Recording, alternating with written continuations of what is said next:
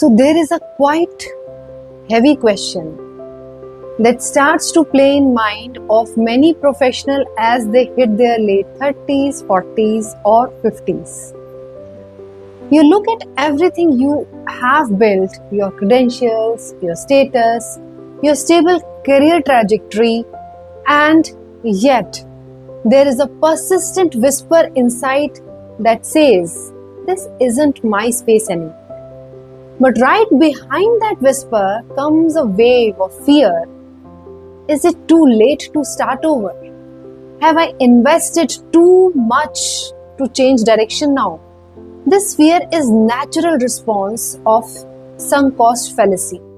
But reinvention isn't a betrayal of your past. It's a natural evolution of your identity, demanding a larger landscape to grow into.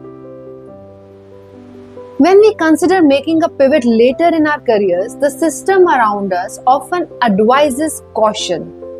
We are told to protect our security, honor our decades of hard work, and stay the course.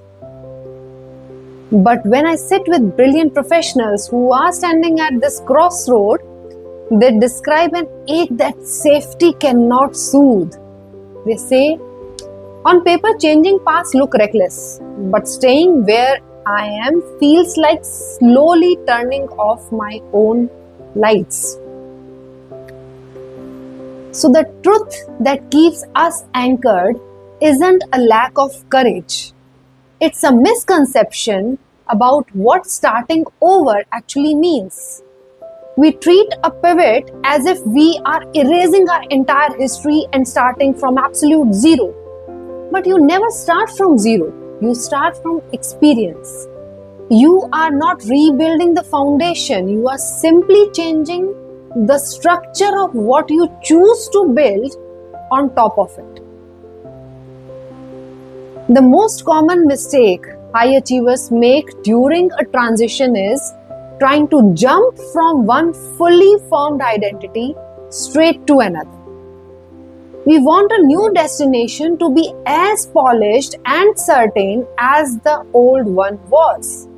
But reinvention requires a willingness to dwell in the messy, unpolished middle.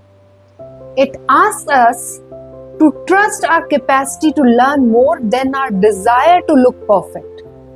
Letting go of an old version of success is the only way to build a future that actually feels like home. And to navigate your reinvention with clarity and intention, you may try these 3 systemic shifts. Number 1, deconstruct your expertise. Look at your career not as a list of job titles, but as a chest of transferable capabilities. You aren't leaving your sales, marketing, or operations background behind. You are simply changing the context in which you apply them. Number 2, run small-scale experiments. You don't have to quit your job tomorrow and to reinvent yourself. Start testing your new path in slow and low-stake ways. Take a course, offer pro bono consulting, or shadow someone in the field. Build evidence for your own confidence. Number 3, honor the grief of the old self. Letting go of an identity that served you for decades requires a period of mourning. Acknowledge that it is okay to feel sad about leaving a version of yourself behind, even when you are excited where you are going. So, this week, write down one interest or path you have been secretly curious about but dismissed as unrealistic. Spend just 30 minutes this week researching it, not to make a decision but simply to remind your inner system that your horizon is still wide open. And I'll see you in the next video.